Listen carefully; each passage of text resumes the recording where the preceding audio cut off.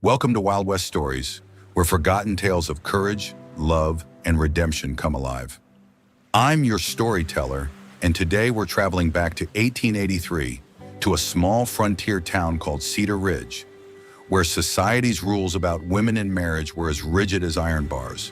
But this is the story of Margaret Wilson, a 45-year-old woman who refused to let those rules define her worth. It's about the day her dreams were shattered in front of an entire town, and how a mysterious cowboy turned her greatest humiliation into her most beautiful beginning. So settle in, grab your coffee, and prepare for a tale that proves love doesn't have an expiration date. And sometimes the best things in life come to those who've learned to wait with dignity. Let's begin. Margaret Wilson stood frozen on the church steps, the preacher's words echoing like gunshots. "I cannot marry a woman past her childbearing years." At 45, she had been called many things: spinster, burden, leftover woman. But as the townspeople whispered and pointed, a weathered cowboy named Cole stepped forward. "Then marry her to me," he said simply. "I see exactly what she's worth." But let me take you back to the beginning of this day, when hope still lived in Margaret's heart like a candle flickering against the wind. The morning sun cast long shadows across the dusty streets of Cedar Ridge, but Margaret Wilson felt nothing but cold. She stood before the cracked mirror in her boarding house room, her hands trembling as she adjusted the collar of her only good dress, a faded blue cotton that had seen better days, much like herself. At 45, she had learned to make peace with reflections that showed more years than dreams fulfilled, more wisdom than the world seemed to value in a woman. The boarding house room was small and sparse, containing only the basic necessities: a narrow bed with a thin mattress, a washstand with a chipped porcelain basin, and a single wooden chair that wobbled when she sat in it. The wallpaper, once probably cheerful with tiny roses, had faded to a dull pink that matched Margaret's diminished expectations of life. But today was supposed to be different. Today she was supposed to marry Edgar Thornton, a widower who'd answered her carefully worded advertisement in the matrimonial section of the Cedar Ridge Gazette. The advertisement had taken her weeks to compose, each word chosen with the precision of a lawyer drafting a contract. Respectable woman, 45, seeks companionship in marriage with gentlemen of good character. Excellent cook, skilled with needle and thread, experienced in household management. No longer of childbearing age but possess youthful spirit and strong constitution. Correspondence welcomed. She'd held her breath for 3 weeks after placing the ad, checking the post office daily with a mixture of hope and dread. When Edgar's first letter arrived, written in careful script on quality paper, Margaret had read it so many times she'd memorized every word. "Dear Miss Wilson, your advertisement intrigued me. I am a widower of 52, owner of a modest dry goods store in Cedar Ridge. I seek a wife for companionship and household management. Your honesty regarding your age is refreshing. I believe practical marriages often prove more satisfactory than those based solely on passion. Would you be amenable to correspondence?" It wasn't romantic, but it was respectful, it was honest, and most importantly, it acknowledged her age without dismissing her because of it. Margaret had spent her life savings on paper and ink for their correspondence, pouring her hopes onto pages that traveled back and forth between Cedar Ridge and the larger town of Millbrook, where she'd been working as a seamstress. Edgar had seemed genuine in his letters. He'd written about his late wife with appropriate reverence, described his modest but comfortable life, and expressed what appeared to be sincere interest in Margaret's thoughts on everything from literature to politics. When he'd finally proposed marriage through correspondence and suggested she come to Cedar Ridge for the ceremony, Margaret had dared to believe that her long wait was finally over. She'd spent her meager savings on a new hat, a practical brown felt with a single feather that she thought made her look younger. She'd had her hair properly styled for the first time in years, the auburn strands now showing more silver than red, but still thick and healthy. She'd even purchased a thin gold band to symbolize her commitment to making this marriage work. Though Edgar had mentioned he would provide rings for the ceremony, as she made her final preparations, Margaret caught herself humming, something she hadn't done in years. Mrs. Fletcher, the boarding housekeeper, had knocked on her door earlier to wish her well. "I hope you'll be very happy, dear. Mrs. Fletcher had said, her weathered face creased with genuine warmth. You deserve some joy in your life. Margaret had thanked her, but privately she thought that deserving and receiving were two very different things. She'd learned not to expect joy, only to hope for contentment and security. The church bells chimed 9 o'clock as she stepped onto Main Street, her heart hammering against her ribs like a caged bird desperate for freedom. Cedar Ridge was larger than Millbrook, with wooden sidewalks, gas street lamps, and buildings that rose 2 and sometimes 3 stories into the morning sky. The street bustled with activity even at this early hour. Shopkeepers opening their stores, children running errands for their mothers, men heading to work at the lumber mill or the railroad depot.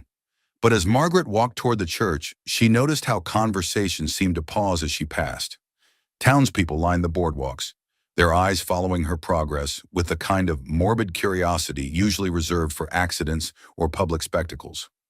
Margaret had learned over her 45 years to recognize when she was the subject of gossip, and the familiar burn of scrutiny crept up her neck. "Is that her?" she heard a woman whisper to her companion. "Must be. Poor thing. At her age. Edgar Thornton's marrying her. Well, I suppose even he can't be too particular at his age." Margaret lifted her chin higher and kept walking, her spine straight as a steel rod.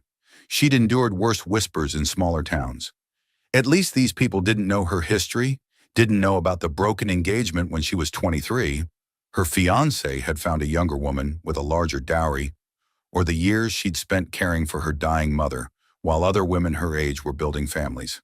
The Cedar Ridge Community Church was a modest wooden structure with a tall steeple and stained glass windows that caught the morning light like jewels. A small crowd had gathered on the steps, more people than Margaret had expected for a simple wedding ceremony between 2 middle-aged strangers.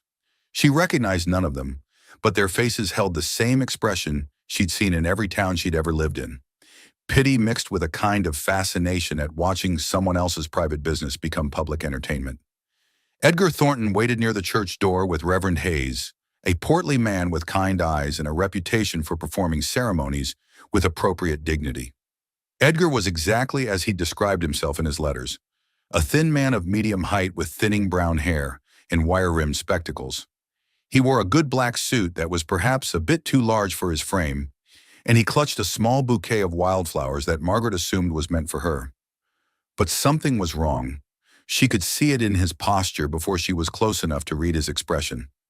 Edgar stood rigid, his shoulders hunched as if bracing against a strong wind.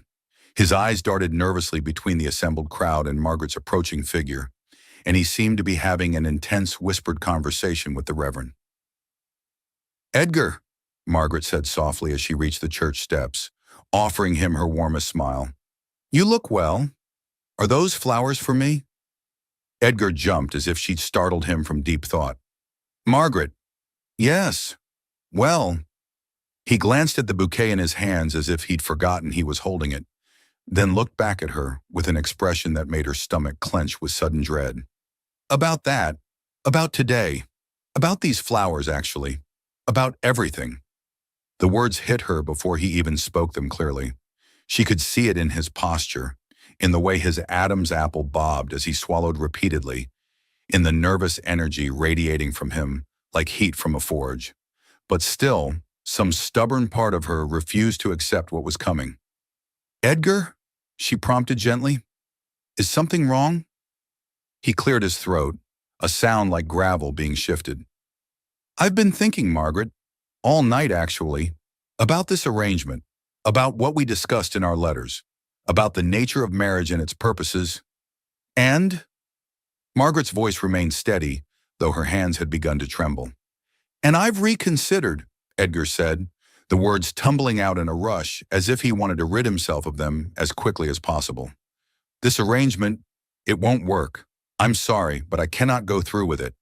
The gathered crowd had grown silent, sensing drama in the air like animals sensing a coming storm. Margaret felt every eye upon her, felt the weight of their curiosity and judgment pressing down like a physical force. "I see," she said quietly. "May I ask what changed your mind?" Edgar's face flushed red from his collar to his hairline. It's just, well, you're, that is to say, he gestured vaguely in her direction, his movements awkward and desperate. You're not what I expected. And what did you expect? Margaret asked, though she was beginning to understand. The same understanding had dawned on her many times before, in many different circumstances, with many different men who'd seemed interested until they'd actually seen her. Someone younger, Edgar blurted out, the admission seeming to give him courage to continue. Someone who could still, well, give me children, start a family properly, build something for the future. The whispers around them grew louder, no longer attempts at discretion but open commentary on the unfolding drama. Well, I declare, Margaret heard Mrs. Abernathy, the banker's wife, saying to her companion, the poor dear should have known better at her age. Someone should have warned her years ago, another woman's voice added. There's a time for everything, and hers has clearly passed. 45 years old and still chasing after husbands like a schoolgirl, came a third voice, followed by nervous laughter. Margaret felt the familiar burn of humiliation creep up her neck, but this time it was worse than ever before. This wasn't just private rejection. This was public judgment, delivered in front of an audience that had come expecting to witness a wedding and instead found themselves watching her dreams crumble in real time. Reverend Hayes cleared his throat uncomfortably. Perhaps we should discuss this privately. No, Edgar interrupted, his voice gaining strength now that his decision was made. He drew himself up to his full height, which brought him barely to Margaret's shoulder. There's nothing to discuss privately. The simple truth is that I cannot marry a woman past her childbearing years. It wouldn't be practical. It wouldn't be suitable. He handed the bouquet not to Margaret, but to Reverend Hayes as if returning merchandise to a shopkeeper. I'm sorry for any inconvenience, but surely you understand. A man has certain expectations from marriage, certain needs that must be met. The words hung in the air like smoke from a fire, acrid and impossible to ignore. Margaret felt something breaking inside her chest, something that had already been cracked and patched so many times that this final blow might shatter it completely. But instead of crumbling, instead of fleeing in tears as everyone seemed to expect, Margaret Wilson drew herself up to her full height and looked Edgar Thornton directly in the eyes. I understand perfectly, she said, her voice carrying clearly across the church steps despite its quietness. You want a broodmare, not a wife. You want someone whose value is measured solely by her ability to produce children, regardless of her character, intelligence, or capacity for companionship. Edgar's mouth opened and closed soundlessly, clearly unprepared for this response. Margaret continued, her voice growing stronger with each word. You corresponded with me for months, Edgar. You know my mind, my thoughts, my capabilities. You know I'm educated, responsible, and capable of managing a household. But none of that matters to you because I cannot give you something that many younger women cannot give you either, a guarantee of children. The crowd was completely silent now, riveted by this unexpected turn in the drama. You're right about one thing, Margaret said, taking a step closer to Edgar, who actually backed away from her. This marriage wouldn't work, not because of my age, but because you lack the wisdom to recognize what real value looks like in a partner. She turned to address the crowd directly, her voice ringing with a dignity that surprised even her. And as for the rest of you, thank you for the reminder that a woman's worth is apparently measured only by her womb and not by her heart, her mind, or her soul. Mrs. Abernathy's voice cut through the silence like a knife. Well, I never. The poor dear should have accepted her lot years ago instead of making a spectacle of herself. Someone should have told her that there's a time for marriage, and hers passed long ago, another woman added, her voice dripping with false sympathy. 45 years old and still trying to catch a husband, came a third voice. Some women just don't know when to accept that they're meant to be alone. Margaret felt the words hit her like physical blows, each one designed to remind her of her place in the world's hierarchy. She was too old, too late, too hopeful for her own good. She was a cautionary tale, a reminder to other women about the dangers of waiting too long or wanting too much. She turned to leave, to walk back down those church steps with whatever dignity she could muster, when a voice cut through the murmur of the crowd like thunder breaking through a storm. Then marry her to me. Every head turned toward the source of the voice as if pulled by invisible strings. The crowd parted like water, revealing a man who stepped forward from the very back of the gathering. He was tall, taller than any man Margaret had ever seen, with broad shoulders that spoke of years of hard physical labor. His clothes were simple but well-maintained. Dark denim pants that had seen honest work, a white cotton shirt open at the collar, and a black hat that had weathered many storms. But it wasn't his clothes or even his impressive height that commanded attention. It was the way he moved, with the kind of easy confidence that came from years of facing down challenges and emerging victorious. There was something about him that made the crowd instinctively step back, creating a clear path as he approached the church steps. Margaret had never seen him before in her life, but she felt in strange certainty that he was exactly what he appeared to be. A cowboy, probably a drifter, certainly someone with no business involving himself in her humiliation. Yet here he was, walking toward her with purpose written in every line of his body. "Excuse me," Edgar sputtered, his voice climbing toward hysteria. "Who are you? What gives you the right to interfere in this matter?" The stranger reached the bottom of the church steps and paused, touching the brim of his hat in a gesture that managed to be both respectful and mildly mocking. "Cole Brennan," he said, his voice carrying easily across the assembled crowd, "and you're about to make the biggest mistake of your life, friend." Edgar's face went from red to purple. "I beg your pardon? This is a private matter between Miss Wilson and myself." "Was a private matter," Cole corrected, his gaze moving from Edgar to Margaret. "Now it's a public humiliation, and I don't much care for the way you're conducting yourself." Margaret found herself staring at this stranger, this Cole Brennan, trying to understand what was happening. His eyes, she noticed, were a warm brown, the color of rich coffee or fertile soil. They were direct and honest, completely without the pity or condescension she'd grown so accustomed to seeing in other people's faces. "I don't understand," she said, her voice barely above a whisper. "Why would you? What do you want?"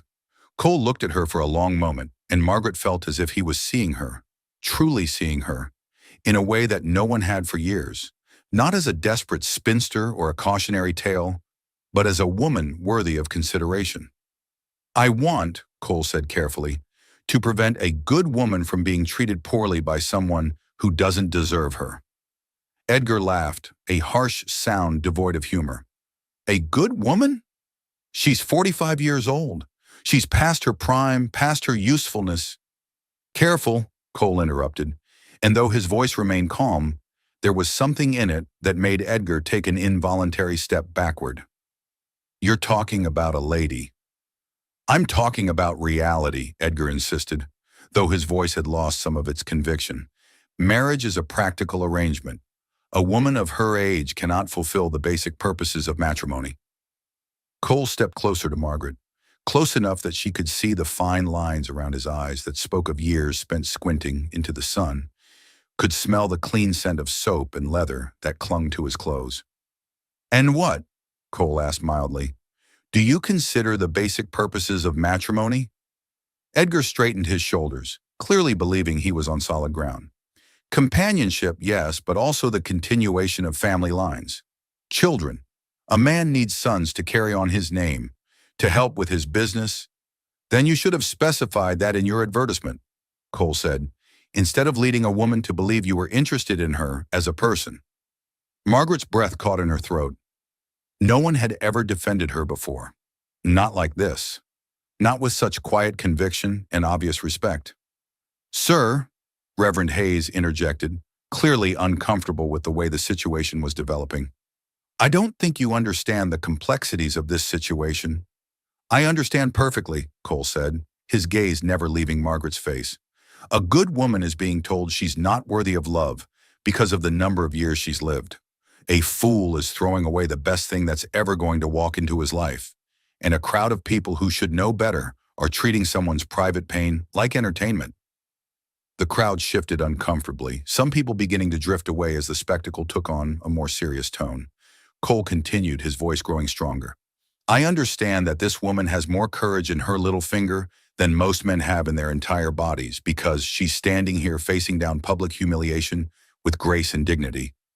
He paused, then added quietly, And I understand that if you don't want her, there are men who would be honored to call her wife. Margaret felt tears prick at her eyes, but they weren't tears of humiliation anymore. They were tears of something she'd almost given up believing existed: recognition, validation, respect. "Are you?" she began, then stopped, afraid to voice the question. "Am I what?" Cole asked gently. "Are you saying you would marry me?" The words came out as barely a whisper. Cole's expression softened, and for a moment it was as if the crowd around them had disappeared entirely. "Ma'am, I'm saying that any man who could spend months corresponding with you and then reject you for something as meaningless as age is a fool who doesn't deserve you." Edgar made a sound of outrage. "Meaningless? Age is hardly meaningless when it comes to marriage." "You're right," Cole said, turning back to face Edgar. "Age isn't meaningless. It means she's had time to develop wisdom, character, and strength. It means she knows her own mind and won't change it on a whim. It means she survived whatever life has thrown at her and emerged with grace intact." He gestured toward Margaret. "This woman has been tested by life and proven herself worthy. She's honest enough to state her age plainly instead of lying about it. She's brave enough to travel to a strange town to marry a man she's never met. She's dignified enough to face rejection without crumbling." Cole's voice grew stronger, carrying clearly across the church steps. "Those aren't liabilities, friend. Those are assets. And if you're too blind to see them, then you don't deserve her." Margaret felt something shifting inside her chest, something that had been locked away for so long she'd forgotten it existed. It was hope, but not the desperate, clinging hope she carried to Cedar Ridge. This was something different, a quiet certainty that she had value, that she was worthy of respect, that she deserved better than Edgar Thornton's casual cruelty. "I don't even know you," she said to Cole, testing the words, testing the feeling they created. Cole smiled, and the expression transformed his weathered face completely. "Then we'll have plenty to learn about each other. What do you say, Miss Wilson? Would you be willing to give an honest man a chance to show you what real appreciation looks like?" Margaret looked around at the crowd, at Edgar's flabbergasted expression, at Mrs. Abernathy's shocked face. These people had spent the morning telling her she was too old, too late, too hopeful for her own good. They'd made her humiliation into their entertainment, her pain into their gossip.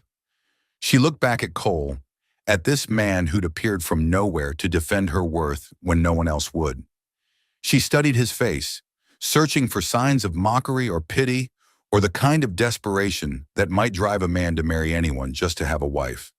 She found none of those things. Instead, she saw something she'd almost given up believing existed: genuine respect, honest appreciation, and what might have been the beginning of real affection. "Yes," she said, her voice growing stronger with each word. "Yes, I'll marry you." The crowd exploded in shocked exclamations, voices rising in a cacophony of disbelief, scandal, and judgment. But Margaret heard none of it clearly. The world had narrowed to Cole Brennan's warm brown eyes and his quiet "thank you," and the feeling of his hand, rough and calloused from honest work, closing gently over hers. "But you can't," Edgar protested, his voice climbing toward hysteria. "You don't know each other. This is madness. More madness than corresponding for months and then rejecting someone based on appearance," Cole asked mildly. Reverend Hayes looked between them with the expression of a man who'd found himself in the middle of a situation far beyond his experience. That is, there are procedures. Bans must be published. Documentation must be—" "Reverend," Cole said patiently, "is there any legal reason Miss Wilson and I cannot be married right here and now?" The Reverend consulted his mental catalog of marriage law. "Well, no, not if you're both of age and unmarried, but it's highly irregular." "Irregular isn't illegal," Cole pointed out, "and I'd say the circumstances are already irregular enough that a little more won't matter." Margaret found her voice. "Reverend Hayes, I understand this is unusual, but I've already made arrangements for a wedding today. I have my dress, I have witnesses, and I have a groom who actually wants to marry me. The only thing that's changed is the name of the man I'm marrying." Mrs. Abernathy pushed forward through the crowd, her face flushed with indignation. This is scandalous. You can't just marry any stranger who wanders up. Why not? Margaret asked, turning to face her. I was prepared to marry Edgar, and until this morning he was essentially a stranger. I'd never seen him, never spoken to him face to face. At least Mr. Brennan has shown me more respect in 5 minutes than Edgar managed in months of correspondence. But he could be anyone, another woman called out. A criminal, a drifter. Could be, Cole agreed easily. Just like your banker could be embezzling money, or your mayor could be taking bribes, or your preacher could be skimming from the collection plate. People aren't always what they seem, ma'am, but sometimes they're exactly what they appear to be. He turned to Margaret. I'm a rancher, Miss Wilson. I own a small spread about 5 miles outside of town. Nothing fancy, but it's clean and comfortable and paid for. I've got cattle, horses, and enough savings to weather a bad season or two. I don't drink to excess, I don't gamble, and I've never raised a hand to a woman or child. Margaret felt a flutter of something that might have been relief. And why would you want to marry someone you've never met? Cole was quiet for a moment, considering his answer with the same care he might use to evaluate a horse or judge the weather. Because, he said finally, I've been alone for most of my adult life, and I'm tired of it. Because I've watched too many good people settle for less than they deserve because they're afraid to take a chance. And because in the space of 5 minutes, you've shown me more courage and dignity than most people manage in a lifetime.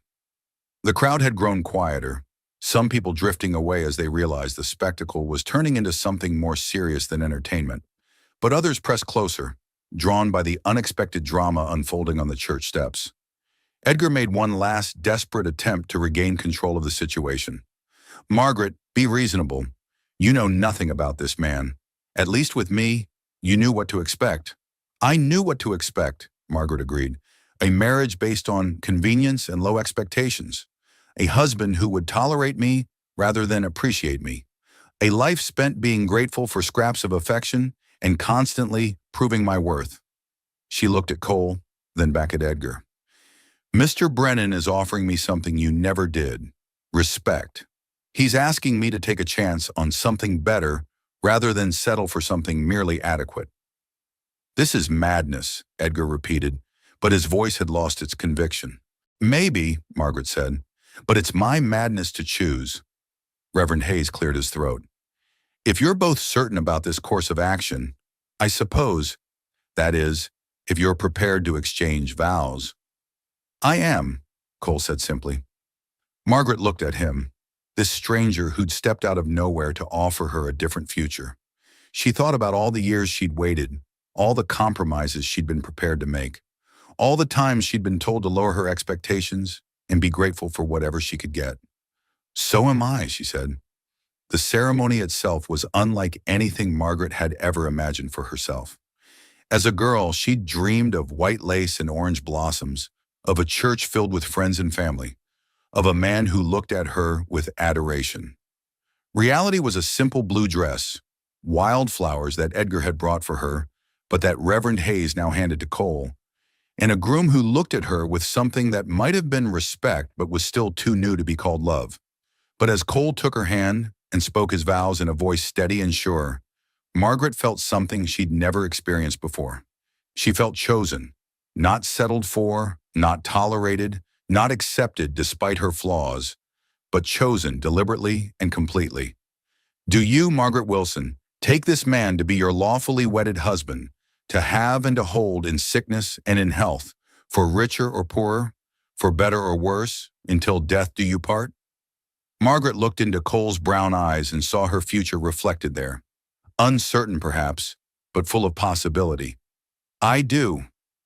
Do you, Cole Brennan, take this woman to be your lawfully wedded wife, to have and to hold in sickness and in health, for richer or poorer, for better or worse, until death do you part?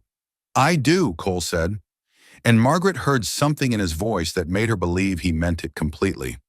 When Reverend Hayes pronounced them husband and wife, Cole leaned forward and kissed her gently on the forehead, a gesture so tender and respectful that Margaret felt tears spring to her eyes. Mrs. Brennan, he said softly, testing the name. Mrs. Brennan, she repeated, and the name felt like a gift. As they turned to face the crowd, Margaret saw a mixture of expressions: shock, disapproval, curiosity, and on a few faces, something that might have been approval. Mrs. Fletcher, her boarding house keeper, had arrived late and was beaming at her with genuine joy. A few of the younger women in the crowd looked thoughtful, as if witnessing something that challenged their assumptions about love and marriage. But Edgar's face was a study in outraged disbelief. "This is ridiculous," he announced to anyone who would listen. "She'll regret this within a week. Mark my words, she'll come crawling back when she realizes what kind of man she's actually married." Cole paused in helping Margaret down the church steps. "Edgar," he said conversationally, "I'd suggest you stop talking now. You've already made enough of a fool of yourself for one day. You can't just steal another man's bride." "I didn't steal anything," Cole replied calmly. "You threw her away. I just had sense enough to pick her up." As they walked away from the church, Margaret felt the strange sensation of her life splitting into before and after. Before, when she'd been Margaret Wilson, the spinster, the burden, the woman who'd waited too long and hoped too much. And after, when she'd become Margaret Brennan, the woman worth fighting for. "Cole," she said as they reached the main street where a simple wagon waited. "Yes? Why did you really do that? Why did you marry a woman you don't even know?" He was quiet for a moment, helping her up onto the wagon seat before answering. "My mother died when I was 12, he said finally, settling beside her and taking up the reins. "People said she was too old when she married my father. She was 38 and he was 25. They said she was past her time, that she'd never be able to give him children or make him happy." Margaret waited, sensing there was more to this story. "They were wrong about everything," Cole continued, guiding the horses away from town. "She gave him me and my sister. But more than that, she gave him 20 years of the kind of love most men only dream about. She was the strongest, wisest, most beautiful woman I ever knew." He glanced at Margaret. "When I saw that fool throwing away his chance with you, when I heard those people talking about you like you were some kind of burden instead of a prize, I saw him throwing away what my father almost lost because he listened to other people's opinions about what makes a woman valuable." "And you think I'm like your mother?" Cole considered this carefully. "I think you're a woman who's been undervalued for far too long. I think you've got more strength and grace than any of those people back there deserve to witness. And I think that if you'll give me a chance, I might just be lucky enough to discover all the ways I was right."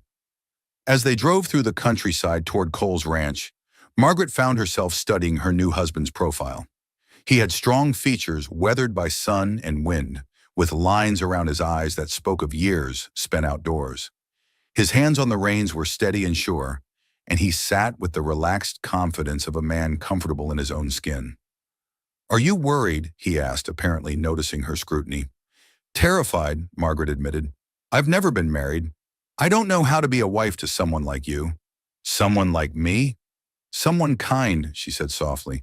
"Someone who sees good in me when other people see only problems. I'm not used to that." Cole pulled the wagon to a stop beside a creek that ran clear and cold between stands of cottonwood trees. "Margaret," he said, turning to face her fully, "I need you to understand something important." He took her hands in his touch warm and reassuring. "I didn't marry you out of pity or charity or some misguided sense of chivalry. I married you because in the space of 5 minutes, you showed me more courage and dignity than most people manage in a lifetime." His thumbs brushed over her knuckles. "You stood there and took that man's cruelty with grace. You were prepared to walk away with your head high even when everyone was watching and judging. You defended yourself with intelligence and strength instead of dissolving into tears or anger." Margaret felt her breath catch in her throat. "That's not someone who needs to be rescued," Cole continued. "That's someone worth knowing, worth respecting, worth learning to love if you'll let me try." The word love hung in the air between them, carrying weight and promise and terrifying possibility. "I don't know how to let someone try," Margaret whispered. "Then we'll figure it out together," Cole said simply. "Day by day, mistake by mistake, until we get it right." The Brennan Ranch sat in a valley surrounded by rolling hills dotted with cattle and horses. Margaret's first glimpse of it took her breath away, not because it was grand or luxurious, but because it looked like home. The house was modest but well-maintained, built of sturdy timber with a wide porch that wrapped around three sides. Windows caught the afternoon light like welcoming eyes, and smoke rose from the chimney in a straight line against the clear blue sky. "It's beautiful," Margaret said, and meant it completely. "It'll do," Cole replied, but she could hear the pride in his voice. "My father built the original cabin, and I've added to it over the years. Nothing fancy, but it's solid and comfortable." He helped her down from the wagon, and Margaret stood for a moment, taking in her new surroundings. The yard was neat and practical, with a vegetable garden that showed signs of careful tending, a chicken coop where birds scratched contentedly in the dirt, and a barn that looked well-maintained despite its obvious age. "Come on," Cole said, gathering her single trunk and carpet bag. "I'll show you around." The interior of the house was simple but comfortable. 2 bedrooms, a kitchen with a proper cook stove, and a sitting room with a stone fireplace, and furniture that was obviously handmade but well-crafted. Everything was clean and orderly, the home of a man who took care of what he had. "The larger bedroom is yours," Cole said, setting her trunk down near the doorway. "I'll take the smaller room. I figured we should take things slow, get to know each other properly before we become husband and wife in every sense." Margaret felt a flutter of something that might have been disappointment mixed with relief. "That's very considerate of you." "It's practical," Cole said. "We're strangers who made a big decision very quickly. We should probably make sure we can stand each other's company before we complicate things further." As the days passed, Margaret discovered that Cole Brennan was a man of his word in every respect. He was patient with her uncertainties, respectful of her space, and utterly consistent in treating her with a consideration she'd never experienced before.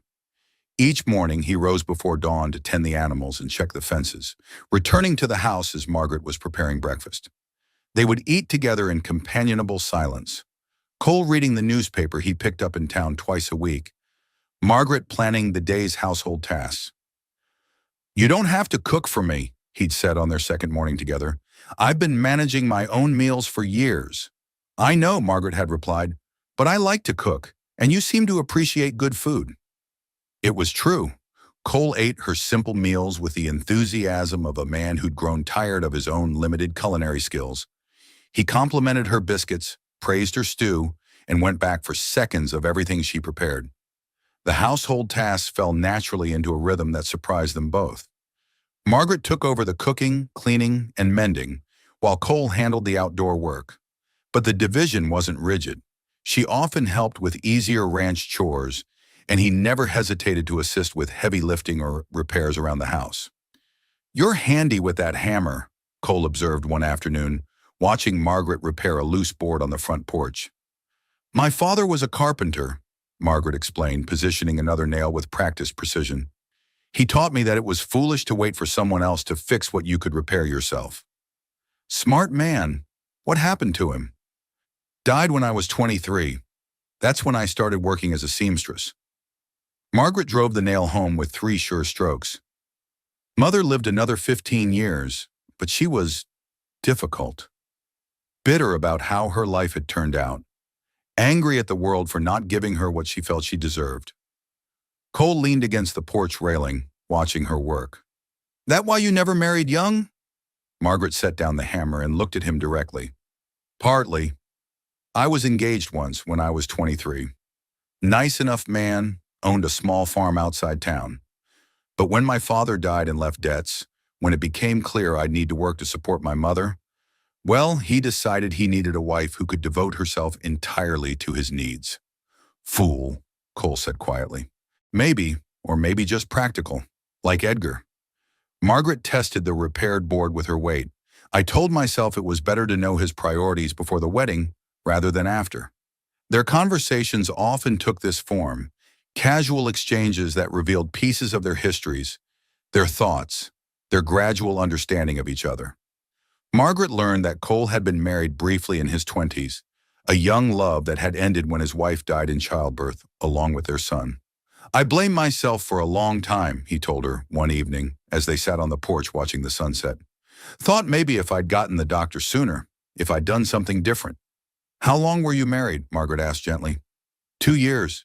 She was 19 when we wed, barely 21 when she died. Sweet girl, but..."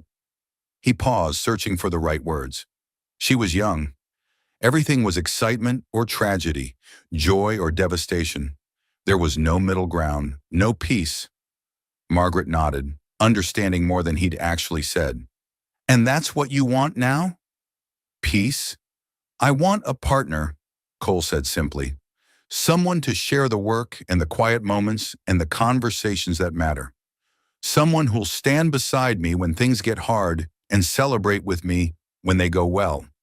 Not passion? Margaret asked, surprised by her own boldness. Cole looked at her thoughtfully. Passion burns hot and fast. What I'm looking for burns steady and long. Passion is what young people think love is.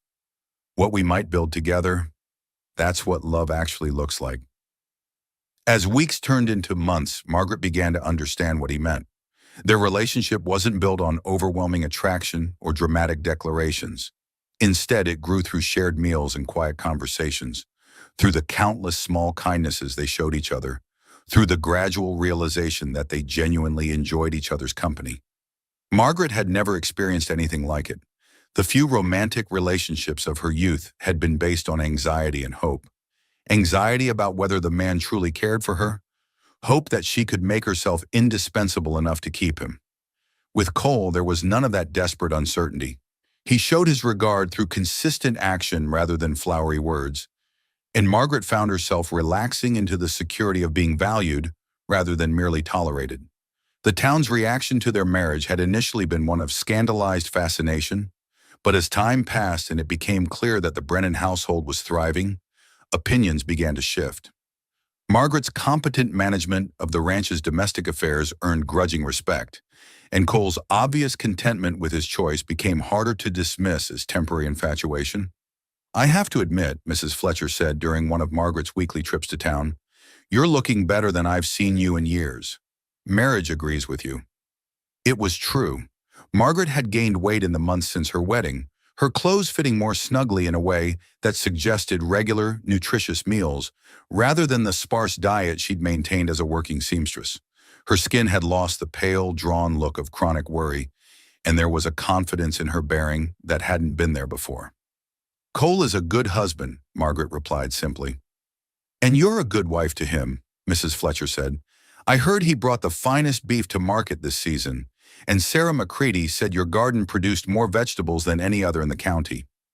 Margaret felt a warm glow of pride. She had thrown herself into making Cole's ranch as successful as possible, applying the same careful attention to household management that she'd once devoted to her needlework. The results were visible in everything, from the excellent condition of the farmhouse to the thriving garden that now supplied not only their table, but provided surplus for sale in town. But it wasn't just practical success that marked their marriage. Margaret was discovering aspects of herself that had been buried under years of uncertainty and self-doubt. With Cole's encouragement, she'd begun reading again, not just practical books about housekeeping and farming, but novels and poetry that fed her mind and spirit. You're educated, Cole had observed one evening, finding her absorbed in a volume of Tennyson. Somewhat. My father believed girls should learn to read and cipher as well as boys. Said an ignorant woman made for a boring wife and a poor mother. He was right. I like listening to you talk about what you're reading. Makes me think about things differently. These conversations became one of Margaret's favorite parts of their routine. Cole was intelligent and thoughtful, and he genuinely valued her opinions on everything from literature to politics to the practical management of their shared life. The physical aspect of their marriage had developed slowly and naturally. After 3 months of sleeping in separate rooms, sharing meals and conversations and daily tasks, they'd begun to feel like genuine partners rather than polite strangers. When Cole had finally asked if she'd like to share his bed, the question had felt like a natural progression rather than an awkward transition. Their intimacy was tender rather than passionate, built on respect and growing affection rather than overwhelming desire. For Margaret, who had never experienced physical love before, it was a revelation to discover that gentleness could be as moving as passion, that being cherished could be more thrilling than being desired. Are you happy? Cole asked her one morning as they worked together in the garden, Margaret harvesting tomatoes while he repaired a section of fence that had been damaged by deer. Margaret paused in her work, considering the question seriously. Happiness had never seemed like a realistic goal for someone like her. She'd aimed for security, contentment, the absence of active misery. But this feeling of usefulness, of being valued, of building something meaningful with another person, yes, this was happiness. Yes, she said, surprised by how easily the word came. I am happy. Are you? Cole looked around at the thriving ranch, at the woman who'd helped make it more successful than it had ever been, at the life they'd built together through patience and mutual respect. Yes, he said, I am. It was a simple exchange, but it marked something important. The recognition that their marriage had become not just a practical arrangement, but a source of genuine joy for both of them. But life, as Margaret had learned through 45 years of experience, rarely allowed happiness to exist unchallenged. The first test of their marriage came on a crisp October morning when Edgar Thornton appeared at their door.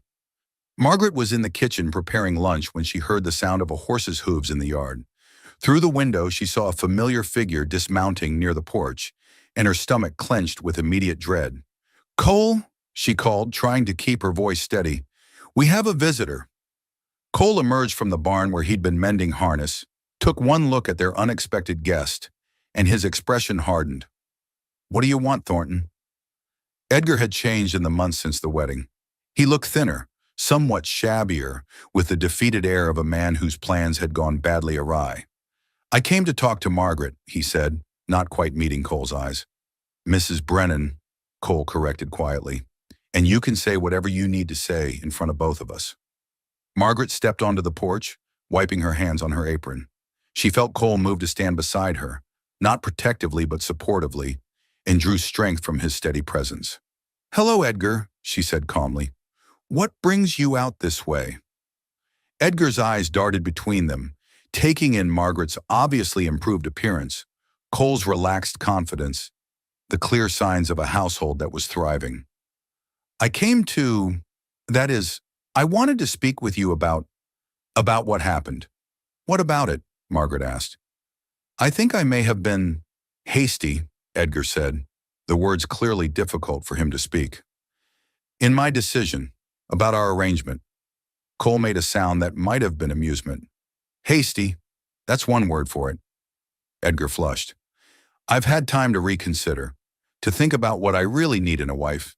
Companionship, household management, someone mature and reliable. And you've decided I might be suitable for those purposes after all? Margaret asked, her voice carrying a dangerous edge. Yes, that is, I believe we might suit each other very well if we approach marriage as the practical arrangement it should be. The silence that followed was so complete that Margaret could hear the wind rustling through the cottonwood trees by the creek. Edgar, she said finally, are you asking me to leave my husband and marry you instead? Edgar straightened his shoulders, apparently taking her question as encouragement. I'm offering you a second chance, a chance to make the kind of marriage you originally wanted. Stable, respectable, with a man who understands your value. My value, Margaret repeated slowly. Yes, I realize now that I was wrong to focus on certain aspects of marriage. A woman of your age and experience would make an excellent companion. You wouldn't have unrealistic expectations about romance or passion. You'd understand that marriage is a partnership based on mutual benefit. Margaret felt Cole tense beside her, but when she glanced at him, he gave her a slight nod that said, handle this however you need to. I see, she said, turning back to Edgar. And what happened to change your mind? Last I heard, you were looking for a young bride who could give you children. Edgar's face darkened. That didn't work out as planned. Oh, the girl I married turned out to be unsuitable, flighty, expensive. She had ridiculous ideas about love and romance, wanted constant attention and gifts we couldn't afford. Then she ran off with a traveling salesman, took half my savings and my best horse. Margaret nodded thoughtfully. So now you've decided that what you really want is a mature woman who won't expect affection or attention or any of those expensive romantic gestures. Exactly, Edgar said, apparently missing the ice in her voice. You understand the practical nature of marriage. You wouldn't make unreasonable demands. Edgar, Margaret said, her voice perfectly calm, I want you to look around this ranch. Look at this house, this yard, these thriving crops and healthy animals. Edgar did as she asked, his expression growing increasingly uncomfortable. This is what happens, Margaret continued, when a woman is valued by her husband, when she's treated as a partner rather than a convenience, when her opinions are sought and her contributions appreciated. She stepped closer to Edgar, and he actually backed away slightly. Cole has never made me feel that I should be grateful for scraps of attention. He's never suggested that my age makes me suitable only for the most basic functions of marriage. He sees me as a whole person, not just a solution to his domestic problems.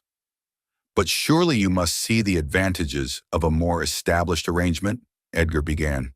I have a business, a position in the community, and I have a husband who chose me, Margaret interrupted, not because he was desperate or because his first choice fell through, but because he saw value in me when other people saw only problems. Cole spoke for the first time since Edgar's arrival. Thornton, I think it's time for you to leave. Now see here, this is between Margaret and myself. No, Cole said quietly. It isn't. Margaret is my wife. She made that choice freely, and she's made it clear she has no interest in changing her mind. Your business here is finished.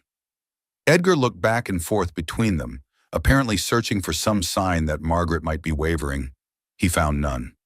You're making a mistake, he said finally. You could have had security, respectability. I have security, Margaret said firmly. I have respectability, and I have something you never offered me, genuine affection and respect. Now please leave our property. After Edgar had gone, Margaret and Cole stood together on the porch, watching his retreating figure disappear down the road. Any regrets? Cole asked quietly. Margaret considered the question seriously. Edgar represented safety of a sort, the conventional path, the respectable choice. But respectability without respect was a hollow prize. None, she said firmly. Not a single one.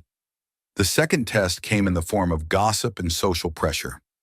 Word of Edgar's visit spread quickly through Cedar Ridge, as such news inevitably did in small towns.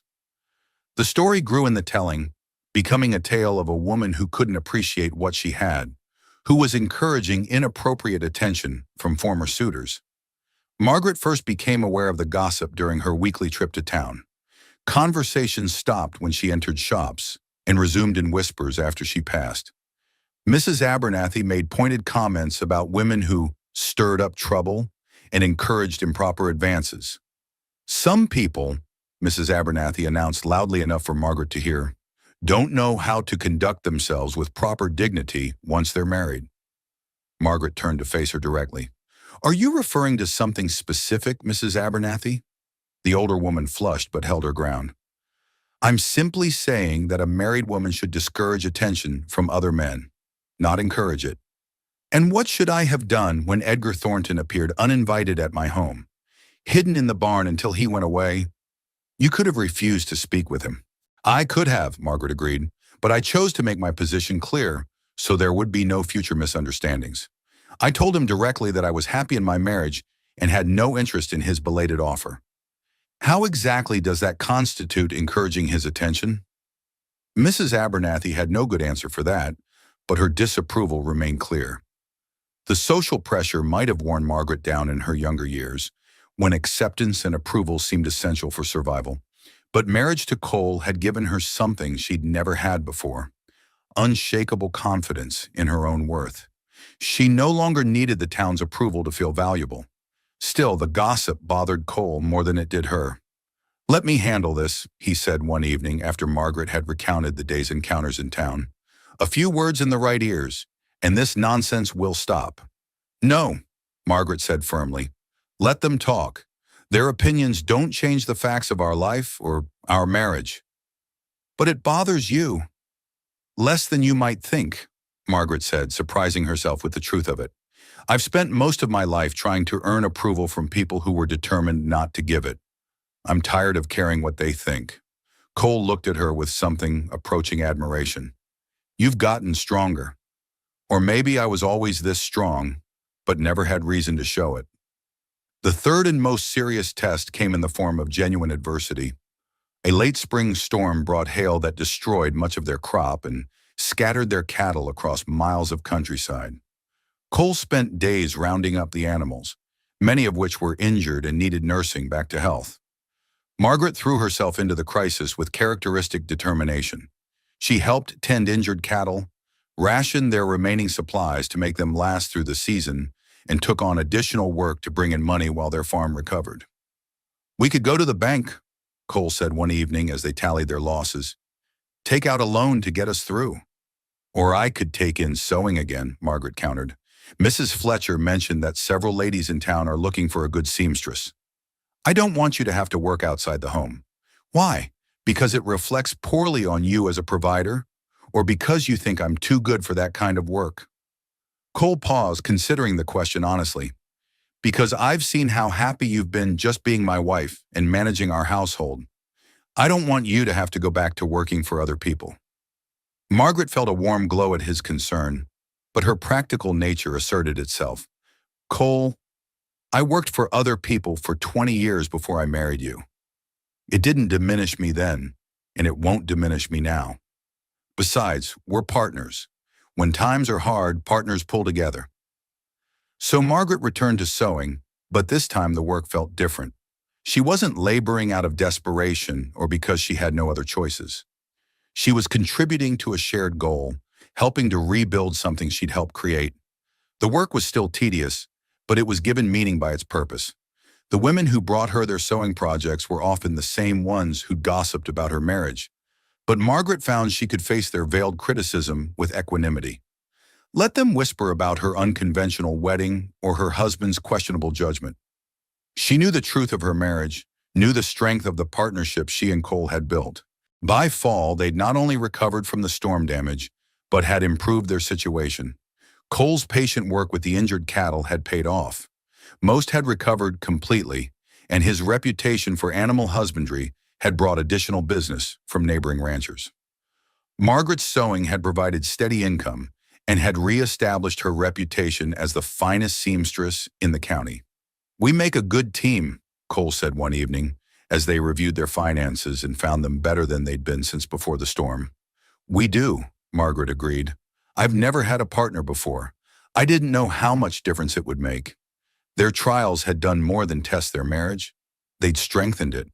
They'd learned they could depend on each other, that their individual strengths complemented rather than competed. They discovered that the respect and affection they felt for each other could deepen under pressure rather than cracking. That night, as they sat on their porch watching the stars appear in the clear autumn sky, Margaret reflected on how much her life had changed since that humiliating morning on the church steps. "Do you ever wonder what would have happened if Edgar hadn't changed his mind?" she asked Cole. "No," Cole said simply. "I don't waste time thinking about roads not taken. I do sometimes. Wonder if I would have gone through with marrying him, if I would have spent the rest of my life settling for someone who saw me as adequate rather than valuable." Cole reached over and took her hand. "But you didn't. You chose better. We both did." Margaret squeezed his fingers, marveling at how natural the gesture had become. "Yes, we did." 2 years after their unconventional wedding, Margaret Brennan stood in the same spot where she'd first seen Cole's ranch. But everything had changed. The house had been expanded with a new parlor and a larger kitchen. The garden had tripled in size and now included fruit trees that were just beginning to bear. The pastures held twice as many cattle as when she'd arrived, and the barn had been rebuilt to accommodate their growing success. But the most dramatic change was in Margaret herself. The woman who had once shrunk from public attention now carried herself with the quiet confidence of someone who knew her own worth. Her hair, now more silver than auburn, was styled in a way that emphasized rather than hid her age. Her clothes were well-made and well-fitted, speaking of prosperity rather than penny-pinching. Most importantly, her eyes held a contentment that had never been there before. Cole emerged from the barn, as he did every evening at this time, and Margaret felt the familiar flutter of pleasure at seeing him. What had begun as respect and affection had deepened over the months into something she finally felt safe calling love. Not the desperate, clinging emotion she'd imagined in her youth, but something steady and sustaining and real. Good day? Cole asked, settling beside her on the porch swing he'd built the previous summer. Very good. Mrs. Henderson finally paid her sewing bill, and I got a letter from Sarah about our order for winter supplies. Sarah was Cole's sister, who lived in Denver and served as their connection to suppliers for goods they couldn't produce on the ranch. Over the months, Margaret had developed a warm correspondence with the woman she'd never met, but who had welcomed her into the family without reservation. And you? How are the new calves? Thriving. That bull we bought from the Morrison Ranch was worth every penny. Cole leaned back in the swing, his shoulder brushing against hers. I've been thinking about expanding again, maybe adding some sheep. Margaret nodded thoughtfully. The wool market is strong right now, and I could use the wool for my own spinning. This was how they made decisions now, together considering both practical and personal factors, weighing options until they found solutions that served both their individual interests and their shared goals. Margaret, Cole said, his voice taking on a more serious tone, there's something I want to talk to you about. Margaret felt a flutter of concern. In 2 years of marriage, Cole had never sounded quite this formal. What is it? It's about us, about our marriage. The flutter became a chill. Had he grown tired of their quiet partnership? Had he begun to regret choosing a woman who couldn't give him children, who brought no family connections or significant dowry to their union? I see, she said carefully. What about our marriage? Cole turned to face her directly, taking her hands in his. I want you to know that what we have, it's not what I expected when I stepped forward that day at the church. Margaret's stomach dropped. I understand. If you've changed your mind about what you want... Margaret, stop. Cole's voice was gentle but firm. I'm not saying I'm disappointed. I'm saying I've been surprised by how much more this has become than I thought possible. Margaret blinked, thrown off balance by the unexpected direction of the conversation. When I married you, Cole continued, I thought I was getting a partner. Someone to share the work and the quiet moments. Someone practical and intelligent who would make my life easier and more comfortable. And instead, Cole smiled, the expression transforming his weathered face. Instead, I got all of that and something I thought I was too old to find again. I got someone to love. The words hung in the evening air like a gift offered but not yet accepted. Margaret stared at him, afraid to believe what she was hearing. Love? She whispered. Love, Cole confirmed. The real kind. The kind that grows stronger when it's tested, that makes everything better just by existing. Margaret felt tears prick at her eyes. I thought what we had was enough. Respect and affection and partnership. I thought love was something that happened to other people, younger people. So did I, Cole said, until I realized I was waking up every morning grateful that you were in my life, until I started looking forward to our conversations more than anything else in my day, until I began to understand that you hadn't just made my life better, you'd made me better. Margaret couldn't speak around the emotion clogging her throat. I love your intelligence, Cole continued. The way you think through problems and find solutions I never would have considered. I love your strength, the way you face challenges without complaining or giving up. I love your kindness, the way you treat everyone with dignity even when they don't deserve it. He paused, his thumbs brushing over her knuckles. And I love the way you've grown into yourself since we've been married. You're more confident, more sure of your own worth. You've bloomed like a flower that finally found the right soil. Cole, Margaret managed to say, her voice thick with tears. I know it might seem strange, declaring love 2 years after we married. Most people do it the other way around. But I wanted you to know, I wanted you to understand that this isn't just a successful partnership anymore. It's not just practical or convenient or sensible. He leaned closer, his eyes holding hers. I love you, Margaret Brennan, completely and without reservation. And I wanted to know, do you think you might feel the same? Margaret looked at this man who had rescued her from humiliation, who had seen her worth when others saw only problems, who had patiently waited for her to bloom into the woman she was meant to be. She thought about the way her heart lifted when she heard his step on the porch, the way his opinion mattered more than anyone else's, the way she couldn't imagine her life without him in it. Yes, she said, her voice growing stronger with certainty. Yes, I love you too. I think I have for months, but I was afraid to name it. Afraid?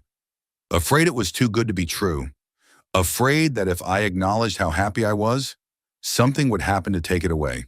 Cole pulled her closer until she was nestled against his side on the porch swing. Nothing's going to take this away, he said firmly. We built this together, and we'll protect it together. They sat in comfortable silence as the sun set behind the hills, painting the sky in shades of gold and rose. Margaret marveled at how right this felt, how natural it was to love and be loved by this good man. Margaret, Cole said eventually, do you regret anything? Any of the choices that led you here? Margaret considered the question seriously. She thought about the broken engagement in her youth, the years of caring for her difficult mother, the humiliation on the church steps that had seemed like the end of hope. No, she said finally, I don't regret any of it. Everything that happened, even the painful parts, led me to you, led me to this life we've built together. She looked around at the prosperous ranch, at the comfortable home they'd created, at the man who had chosen to love her exactly as she was. Besides, she added with a smile, if I'd married young like most women, I would have missed this. I would have settled for someone who saw me as adequate instead of precious. I would never have known what it felt like to be truly valued. Cole tightened his arms around her. The best things are worth waiting for. Even when you have to wait until you're 45? Especially then, Cole said. By then, you know enough to recognize real value when you see it. As the stars began to appear in the darkening sky, Margaret reflected on the strange journey that had brought her to this moment. She had been rejected, humiliated, written off as too old and too late. But all of that had been necessary to bring her to this porch, this man, this love that was deeper and stronger than anything she could have imagined in her youth. Cole, she said softly. Yes? Thank you for seeing me when I couldn't see myself, for choosing me when no one else would, for loving me when I thought love was impossible. Cole kissed the top of her head, breathing in the scent of her hair. Thank you for being worth seeing, worth choosing, worth loving. Under the vast western sky, with the promise of tomorrow stretching out before them, Margaret Brennan finally understood that some stories don't begin until the rest of the world thinks they're over. Some love doesn't bloom until the ground has been prepared by experience, wisdom, and the kind of strength that only comes from surviving life's disappointments with grace intact. She was 47 years old and her real life was just beginning. And that, dear viewers, is the story of Margaret Wilson, the woman who was told she was too old for love, but discovered that the best kind of love often comes to those who've learned to wait with dignity. Margaret's story reminds us that worth isn't measured by age, that love doesn't have an expiration date, and that sometimes what seems like an ending is actually the beginning of something beautiful. If this story moved you, I want to hear from you in the comments below. Have you ever felt overlooked or undervalued because of your age? Have you experienced the joy of being truly seen and appreciated for who you are? Share your thoughts, your experiences, your own stories of second chances and unexpected love. And if you believe, like I do, that everyone deserves to be valued for their true worth, please give this video a thumbs up and share it with someone who needs to hear Margaret's message today. Don't forget to subscribe to Wild West Stories for more tales of courage, redemption, and love on the American frontier. Ring that notification bell so you never miss a story of strong women and the men wise enough to appreciate them. Until next time, remember, it's never too late to write a new chapter, to find love, or to discover that your greatest adventures might still be ahead of you. Thanks for watching, and I'll see you on the frontier.